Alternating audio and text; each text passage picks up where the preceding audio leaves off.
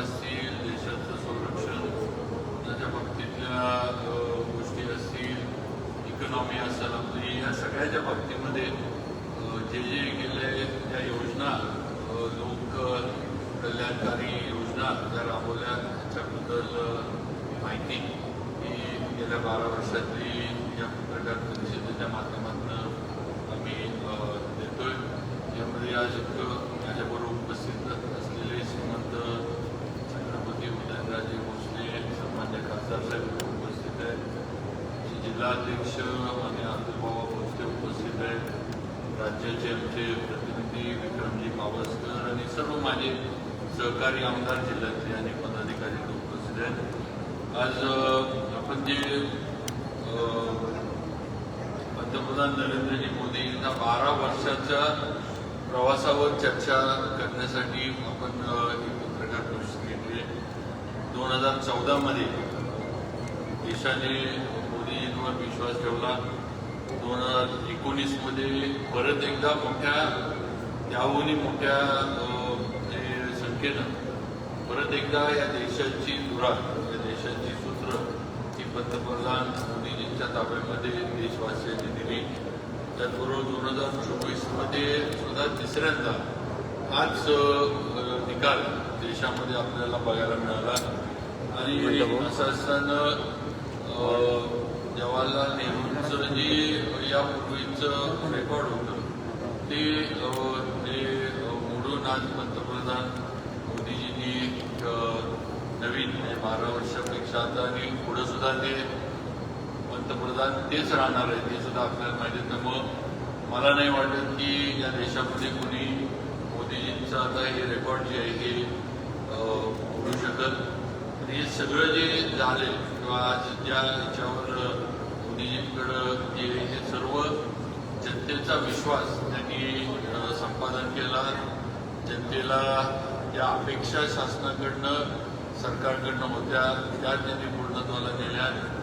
लोकांसाठी लोककल्याणकारी योजना त्यांनी राबवल्या आणि या योजनांचा पैसा जो होता जे काय लाभार्थी म्हणून जे योजनेचा लाभ होता थेट त्या लाभार्थ्यांच्या खात्यामध्ये जमा करण्याचा निर्णय हा मोदी सरकारच्या माध्यमातून घेतला गेला. त्यामुळं त्याच्यातनं लाभार्थ्यांकडनं होणारी लूट, पैशाची होणारी जी काही चोरी होती, जे काही होतं सगळं ते बंद झालं.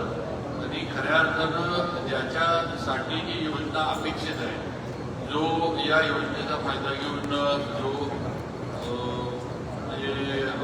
सामाजिकदृष्ट्या आर्थिकदृष्ट्या जो स्टेबल झाला पाहिजे त्यांच्यापर्यंत या योजना पोहोचल्या. त्यामुळं लोकांचा विश्वास हा मोदीजींवर आणि भाजपावर फार मोठ्या प्रमाणावर वाढत गेला हे आपण सगळ्यांनी बघितलंय. आज आपण जर बघितलं तर 25 कोटीपेक्षा सुद्धा जास्त लोक दारिद्र्य रेषेच्या वर या कालावधीमध्ये 12 वर्षाच्या याच्यामध्ये मोदीजींच्या याच्यात आलेले आहेत. त्याचबरोबर शेतकरी असं तरुण असतील, महिला असतील यांना सर्वोच्च प्राधान्य मोदीजींनी दिलंय. शेतकरी सन्मान योजना ही पहिली योजना पंतप्रधान झाल्या त्यांनी सुरू केली. त्यामुळं या भारताच्या शेतकऱ्यांबद्दल पंतप्रधान मोदीजींचं असणारं प्रेम म्हणा किंवा शेतकऱ्याबद्दल असणारी आस्था म्हणा ही आपल्याला त्या माध्यमातून बघता येते. आज डिजिटल ज्याचा मी मगाशी गेले की थेट बँक खात्यात पैसे पाठवून लाखो एक बनावट लाभार्थी याच्यातनं दूर झाले. आणि देशाच्या या योजना राबवत असताना पण 4.31 लाख कोटींची बचत डीबीटी जे सुरू झालं त्याच्यामुळं यशस्वी झाले. म्हणजे एवढा पैसा हा आपला देशाचा जो आहे हा चुकीच्या लोकांपर्यंत जात होता. जे लाभार्थी नव्हते त्यांना यापूर्वी जात होता. त्याची एकंदर डीबीटीमुळं बचत झाली आहे हे आपण सगळ्यांनी जाणून घेतलं पाहिजे. सबका साथ, सबका विकास, सबका विश्वास हा मंत्र केवळ एक घोषणा न ठेवता एक जन आंदोलनाच्या रूपामध्ये पंतप्रधान मोदीजी यांनी ते उभं केलं. हे सुद्धा गेल्या 12 वर्षाच्या याच्यात आपल्याला बघायला मिळाले. आज जनकल्याण आणि योजना ज्या जनकल्याणकारी योजना ज्या केल्यात, आज जनधन योजनेमध्ये 58 कोटीहून जास्त अधिक बँक खाती उघडली, ज्यापैकी 32 कोटीहून अधिक महिला आहेत. कोविड जो आपण जी महामारी आली, त्या कोविडमध्ये सुद्धा 81 कोटीहून अधिक नागरिकांना मोफत धान्य आणि जे काही लागणारं राशन हे मोदीजींच्या माध्यमातून, केंद्र सरकारच्या माध्यमातून पुरवलं गेलं. ही सुद्धा वस्तुस्थिती आपण लक्षात घेतली पाहिजे. गरिबांना वैद्यकीय ज्या काही सवलती आहेत, वैद्यकीय आज आपण बघतो की उपचार घेणं फार महाग व्हायला लागले. पण ते करण्यासाठी आयुष्यमान भारत योजनेअंतर्गत 60 कोटीहून अधिक आरोग्य कार्ड हे जारी करण्यात आले, इश्यू करण्यात आले. त्याचबरोबर याच्यामधनं मोफत उपचाराची हमी एक सगळ्यांना, सर्वसामान्यांना मिळाली. प्रधानमंत्री सुरक्षा विमा योजनेच्या माध्यमातून 58 कोटीहून अधिक लोकांना एक भक्कम असं सुरक्षा कवच हे मोदीजींच्या निर्णयामुळं आणि केंद्र सरकारच्या निर्णयामुळं आज मिळाले. आज आपण बघितलं तर पुढं जे आपण पंतप्रधान आवास योजनेअंतर्गत 4 कोटीहून अधिक कुटुंबांना पक्की घरं ही देण्याचं काम हे पंतप्रधान मोदीजी आणि केंद्र सरकारने केले. 11 कोटी महिलांना मोफत गॅस कनेक्शन त्यांना देऊन पूर्वी धुराचा त्रास व्हायचा त्याच्यापासून मुक्त करण्यामध्ये यश हे मोदीजींना मिळालेलं आहे, केंद्र सरकारला मिळालं आहे. आज जलजीवन मिशन अंतर्गत स्वच्छ पाणी हे आपल्या सगळ्यांचा अधिकार आहे आणि गावाकडे सुद्धा, ग्रामीण भागात सुद्धा स्वच्छ मुबलक पाणी मिळालं पाहिजे. 16 कोटीहून अधिक कुटुंबांना नळाद्वारे स्वच्छ पाणी पुरवण्यात आलेलं आहे. स्वच्छ भारत मिशनमध्ये 12 कोटीहून अधिक शौचालय बांधून देशात स्वच्छतेच्या क्षेत्रात एक नवीन क्रांती ही घडलेली आहे. त्याचबरोबर PM स्वनिधी योजनेअंतर्गत 84 लाखाहून अधिक लोकांना कुठल्याही त्रासाविना कर्ज मिळालेलं आहे. याच्यामध्ये कुठेही बँकेचं जे काही अटी शर्ती अनेक कायदे कानून असतात त्याचे न करता PM स्वनिधी योजनेअंतर्गत हा लाभ हा मोदीजींच्या निर्णयामुळं लाभार्थ्यांना मिळाले. मुद्रा योजनेअंतर्गत लहान व्यवसायांसाठी 57 कोटी, त्याचबरोबर या तारणमुक्त कर्ज वितरण झालेलं आहे. लहान कारागिरांना प्रोत्साहन देणाऱ्या पंतप्रधान विश्वकर्मा योजनेचा 30 लाख लोकांना फायदा झालेला आहे. त्याचबरोबर आदिवासी समाजासाठी 15,000 कोटी रुपये आणि धरती आबा ग्राम उत्कर्ष अभियानसाठी 79,000 कोटी रुपयांचा निधी हा देण्यात आला आहे. पंतप्रधान किसान सन्मान निधी अंतर्गत 11 कोटीहून अधिक शेतकऱ्यांच्या खात्यात थेट 4.6 लाख कोटी रुपये जमा झालेले आहेत. किसान क्रेडिट कार्ड योजनेद्वारे 7 कोटीहून अधिक शेतकऱ्यांना अंदाजे 10 लाख कोटीपेक्षा जास्त परवडणारी कर्ज उपलब्ध करून दिली गेलेली आहेत आणि या कर्जाची मर्यादा पूर्वी 3 लाख होती. ती मर्यादा सुद्धा 3 लाखावरून 5 लाख करण्यात आली आहे. त्याचबरोबर कर सवलतीची मर्यादा सुद्धा 2 लाखावरून 12.75 लाखापर्यंत वाढवण्यात आल्याने देशातल्या मध्यम वर्गीयांना एक दिलासा या माध्यमातून मिळाला आहे. माता आणि भगिनींच्या आर्थिकदृष्ट्या सक्षम करण्यासाठी लखपती दिदी योजनेअंतर्गत 3 कोटीहून अधिक महिलांना लाभ हा केंद्र सरकार आणि मोदी योजनेच्या माध्यमातून दिला गेला आहे. सुकन्या समृद्ध योजनेअंतर्गत 4.5 कोटीहून अधिक खाती उघडण्यात आली आहे. राष्ट्रीय सुरक्षेत महिलांचा सहभाग वाढवण्यासाठी सुरक्षा दलांमध्ये ते आपण म्हणतो की महिला सगळ्या क्षेत्रात पुढं पाहिजे. आज मोदीजींच्या त्यांचा जो दृष्टिकोन आहे त्याच्या माध्यमातून सुरक्षा दलामध्ये महिला अधिकाऱ्यांची संख्या ही पूर्वी 3000च्या आसपास होती, ती आज 11,000 महिला अधिकाऱ्यांची सुरक्षा याच्यामध्ये मग एअरफोर्स असेल, मिलिटरी असेल, नेव्ही असेल याच्यामध्ये आज वाढलेली आहे. त्याचबरोबर पर्यावरण रक्षणासाठी सुद्धा पंतप्रधान सूर्यघर मोफत वीज योजनेअंतर्गत 1 कोटी घरांच्या छतांवर सौर यंत्रणा बसवण्यात आली आहे. आणि याच्यामुळं प्रदूषण सुद्धा जे ते सौर ऊर्जेमुळे आपल्याला माहिती आहे की ग्रीन एनर्जी आहे, त्यातनं कुठले प्रदूषण होत नाही.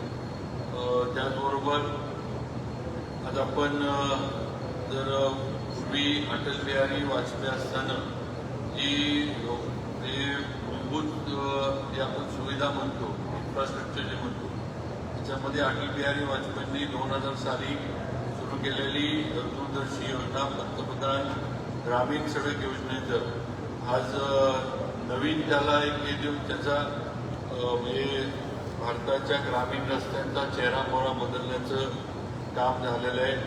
आज 8 लाख किलोमीटरचे पक्के रस्ते हे देशभरामध्ये बांधण्यात आले. सुमारे त्यापैकी 4 लाख किलोमीटरचे रस्ते केवळ 12 वर्षात आपण पूर्ण केलेत. केंद्र सरकार, राज्य सरकारनं पूर्ण केलेत. त्याचबरोबर इथं गावात जे आपण जे टाईम बघतो 8 तास लागायचं, तिथं आता त्या गावामध्ये 3 तासामध्ये आपल्याला पोचता येतं. हे एक उदाहरण आहे. अशा पद्धतीने झालंय. त्याचबरोबर बरंच याच्यामध्ये कृषी क्षेत्रात सर्वात मोठा बदल जो आहे तो सिंचनाच्या क्षेत्रात झाला आहे. सिंचनाच्या क्षेत्रात सुद्धा ही कामं जे पंतप्रधान कृषी सिंचन योजनेच्या माध्यमातून थेंबा थेंबाने अधिक पीक या मोहिमेअंतर्गत 2015-16 पासून 109 लाख हेक्टरपेक्षा जास्त शेतजमीन सूक्ष्म सिंचनाखाली आणण्यात आली आहे. त्यामुळं केवळ पाण्याची बचत झालेली नाही तर शेतकऱ्यांच्या उत्पन्नात आणि उत्पादनातही अभूतपूर्व वाढ ही आपल्याला मिळत आहे, ही वस्तुस्थिती आहे. 2014 मध्ये देशात एकूण 91,278 किलोमीटर लांबीचे राष्ट्रीय महामार्ग होते. हे आज हे राष्ट्रीय महामार्ग 1.46 लाख किलोमीटरहून अधिक झालेले आहेत. 2014 मध्ये दररोज केवळ 11.6 किलोमीटर नवीन महामार्गाचं काम व्हायचं. आज हाच आकडा 34 किलोमीटरहून अधिक नवीन महामार्ग जे आहेत ते रोज बांधले जात आहेत.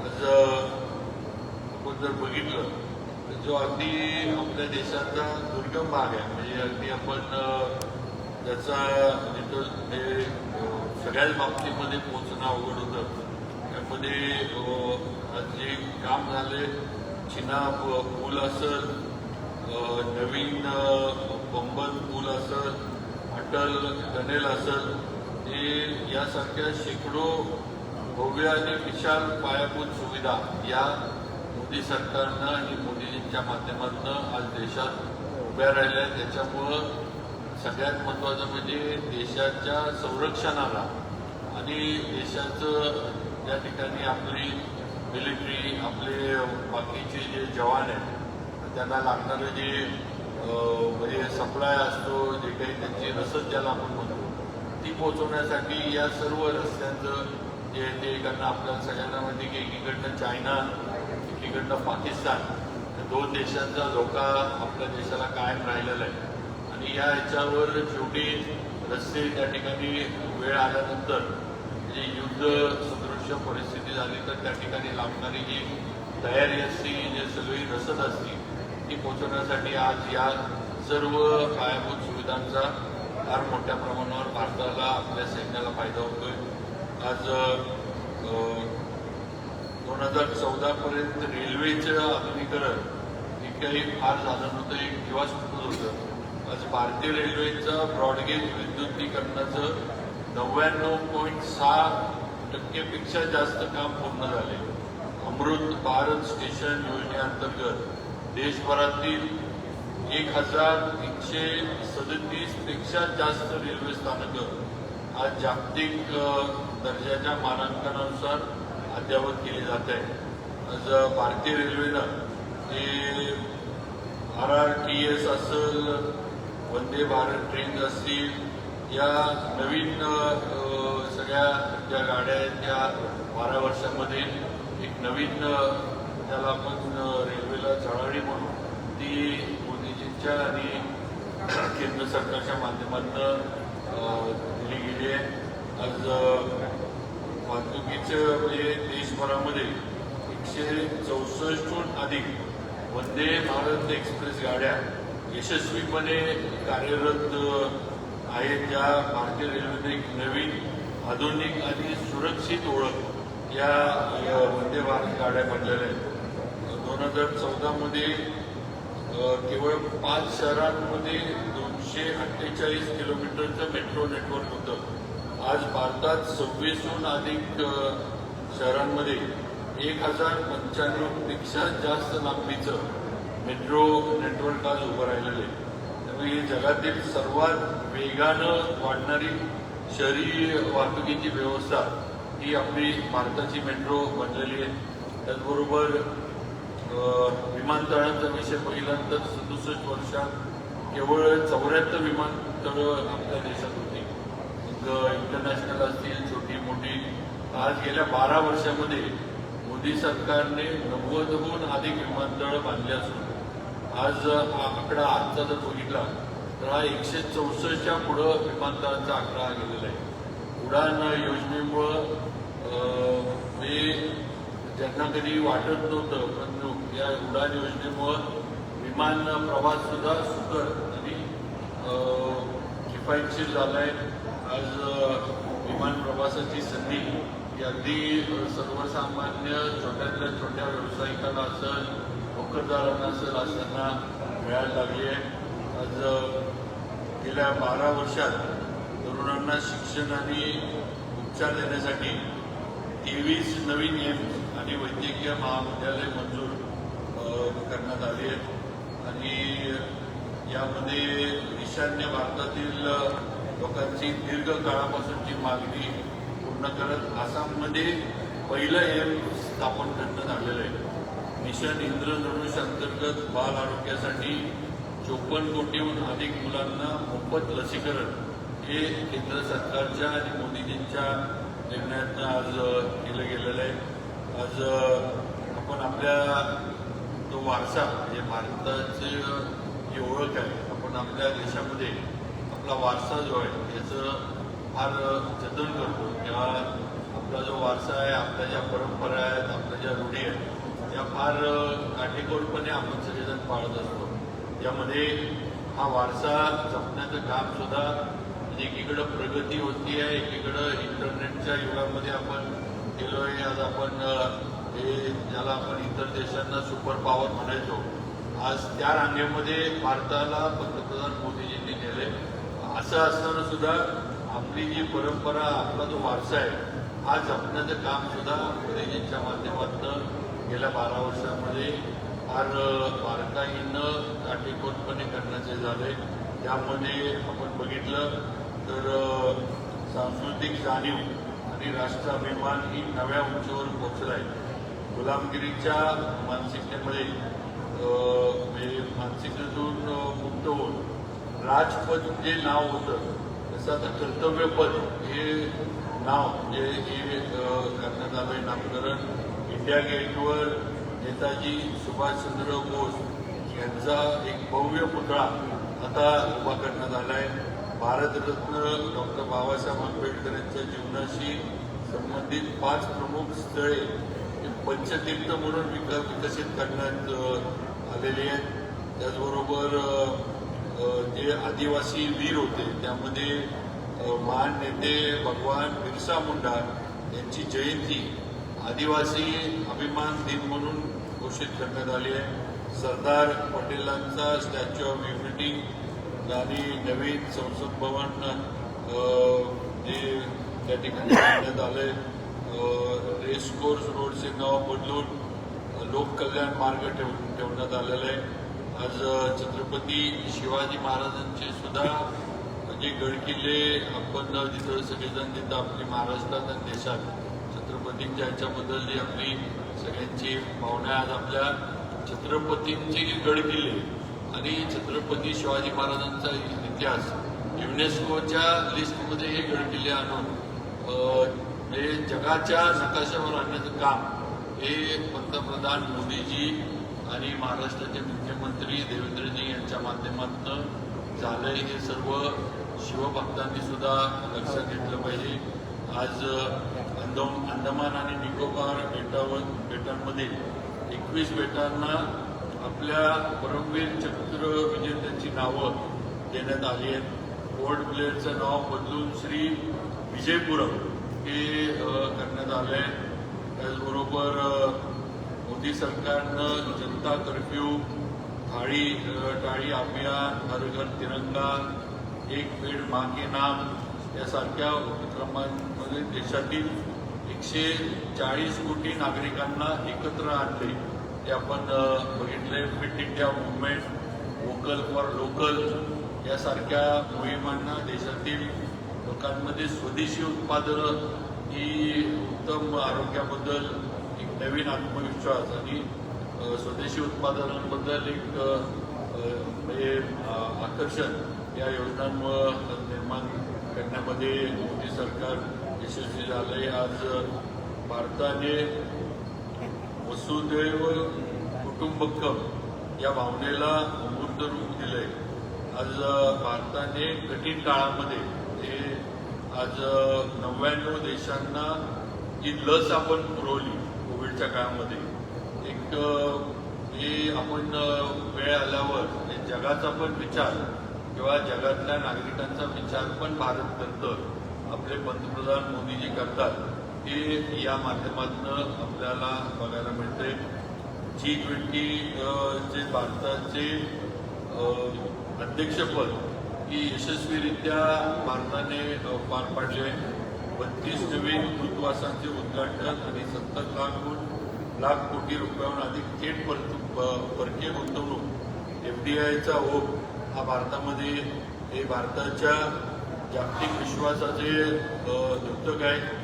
38 देशांमध्ये स्वाक्षरी केलेल्या 9 मुक्त व्यापार करारांमुळे AFTA ज्याला आपण म्हणतो आपल्या शेतकऱ्यांसाठी आणि उद्योगांसाठी प्रमुख जागतिक बाजारपेठा त्याच्यामुळे खुल्या झाल्या.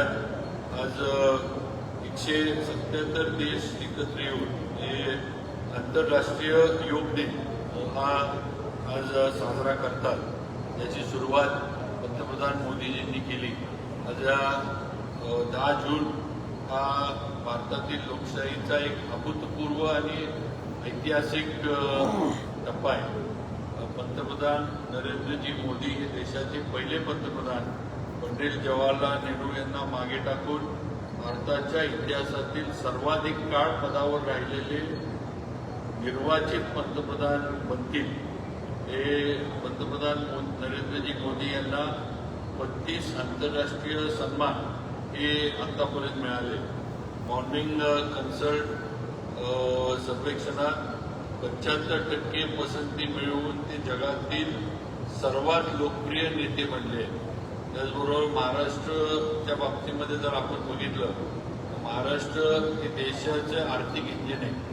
देशाच्या एकूण GDP मध्ये सर्वाधिक वाटा उचलणारे, सर्वाधिक कर रूपाने महसूल देणारे राज्य आपलं महाराष्ट्र आहे.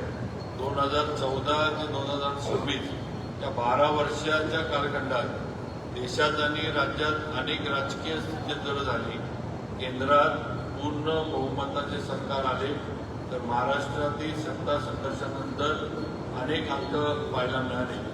या पार्श्वभूमीवर गेल्या 12 वर्षात केंद्र सरकारने महाराष्ट्राला केवळ राजकीय चष्म्यातून बघितलं नाही, तर पायाभूत सुविधा, उद्योग, कृषी, रेल्वे आणि थेट निधी वाटप या निकषांवर तटस्थपणे घेतलेला निर्णय आपल्याला बघायला मिळतात. गेल्या 12 वर्षात केंद्र सरकारने महाराष्ट्राला दिलेलं सर्वात मोठे आणि दृश्य असे योगदान कोणते, तर आपण बघा की पायाभूत सुविधांमध्ये केंद्रीय रस्ते वाहतूक मंत्रालयाच्या माध्यमातून समृद्धी महामार्ग आणि मुंबई ते नागपूर हा राष्ट्रीय महामार्ग झाला.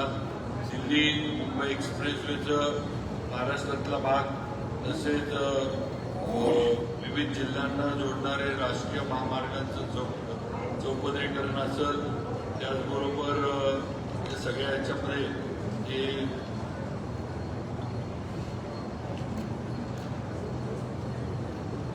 इन्फ्रास्ट्रक्चरमध्ये गेल्या 12 वर्षात हजारो किलोमीटर नवीन राष्ट्रीय महामार्ग आपल्या राज्यात तयार केले. मेट्रो प्रकल्पांचे जाळे मुंबई, पुणे, नागपूर आणि नवी मुंबई या शहरांमध्ये मेट्रो प्रकल्पांचे जाळे निर्माण झाले. Atal Setu, Mumbai trans harbour link ज्याला आपण म्हणतो, हा एक अतिशय उपयोगी आणि सगळ्यांच्या सोयीचा हा एक फार कधी आपल्याला वाटलं नव्हतं, पण आज हा सुद्धा अटल सेतू सुद्धा आपल्या नागरिकांच्या सेवेमध्ये आज सगळा रस्ता रुजू झालेला आहे. पहिली हायस्पीड वंदे भारत ट्रेन महाराष्ट्राला मिळाली आहे. मुंबई, शिर्डी, सोलापूर, मडगाव, गोवा, अहमदाबाद आणि नागपूर ते विलासपूर अशा अनेक वंदे भारत ट्रेन महाराष्ट्रातून आता धावत आहेत.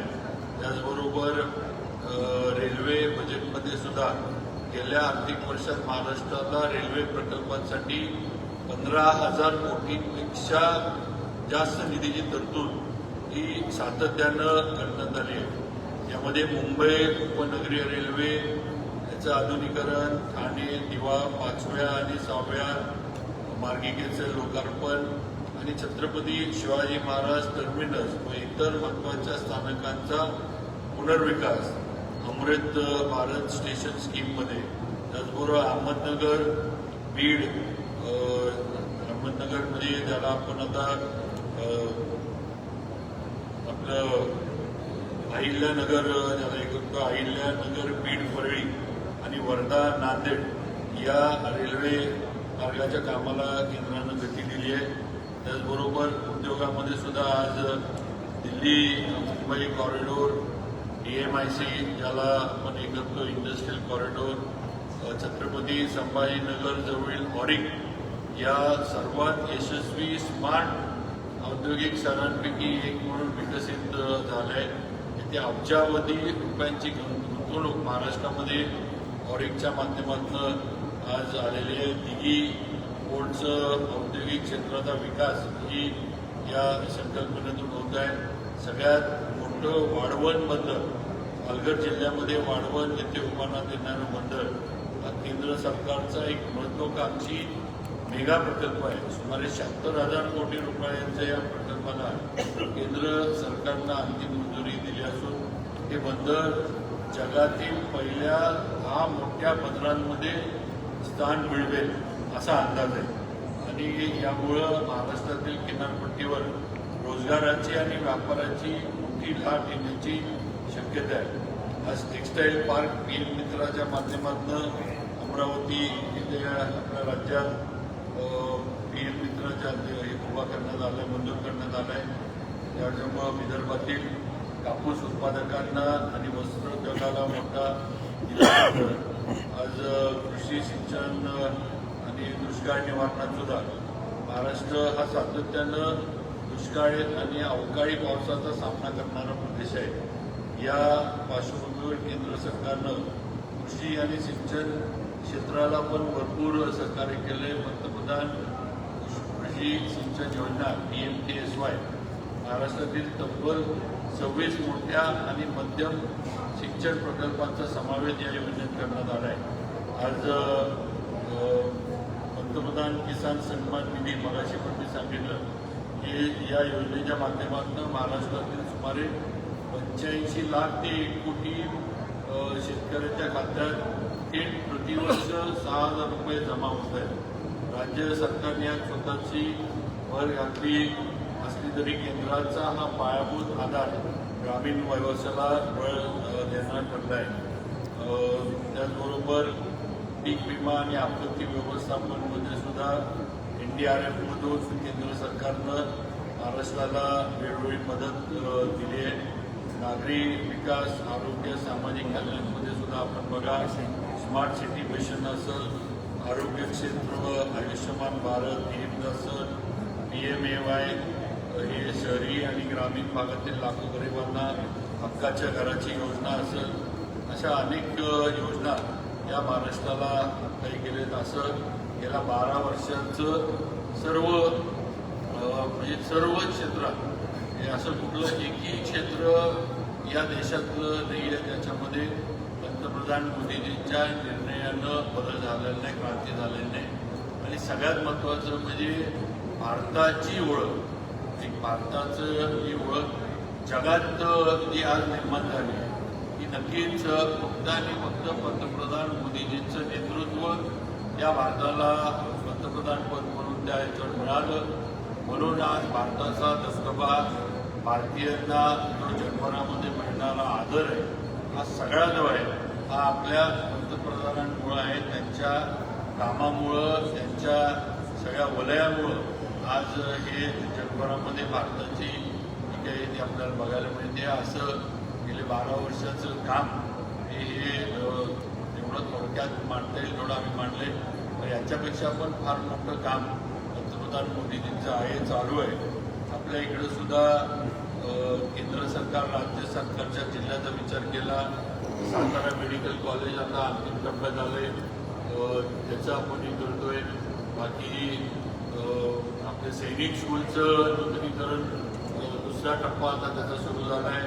त्याचबरोबर आपल्या इथं बाकीच्या याच्यामध्ये सुद्धा केंद्र सरकार, राज्य सरकारच्या माध्यमातून जिल्ह्यातील सिंचन प्रकल्पांना फार मोठ्या याच्यावर आज आपल्याला हे मिळाले. महामार्गाचं सन्मान्य मोदीजी असतील, सन्मान्य गडकरी साहेब असतील, यांच्या माध्यमातून आपलं महामार्गाचे रुंदीकरण किंवा त्याचं पुढचे जे आहेत त्या गोष्टी पूर्णत्वाला गेल्या आहेत. बरेचसे ओव्हरब्रिजेस, कराडचा आता ब्रिज लवकरच जो आपला नॅशनल हायवेचा आहे तो सुरू होतोय.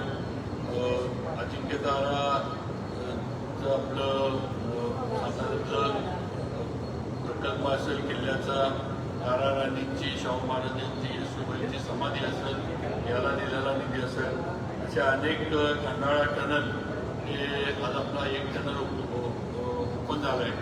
लवकरच दुसरा टनल पण आपला ओपन होतोय. हे सुद्धा टनलचं त्याचं काम जे आहे खंडाळ्याचं हे केंद्र सरकारच्या माध्यमातून केंद्राच्या मदतीमुळं आणि सहकार्यामुळं आज सातारकरांसाठी झाले. सातारचा IT पार्क आज राज्य सरकारच्या माध्यमातून दिलेलं आहे. त्याला सुद्धा राज्य सरकार असेल, केंद्र सरकार असेल, त्याला पुढे सुद्धा मदत करणार आहे. अशा अनेक जिल्ह्यासाठी पण योजना या राबवण्याचे काम हे भारतीय जनता पार्टी देशाचे आपले पंतप्रधान मोदीजींच्या केंद्र सरकारच्या माध्यमातून आणि राज्याचे आपले जे सगळ्यांचे नेते देवेंद्रजी यांच्या नेतृत्वाखाली आज सुरू आहेत. मी आमच्या सर्वांच्या वतीनं आणि एक भारताचा सातारचा नागरिक म्हणून पंतप्रधान मोदीजींची कारकीर्द ही अशीच यशस्वी पुढं चालत राहू आणि त्यांना उदंड आयुष्य मिळो ही आई तुळजाभवानीच्या चरणी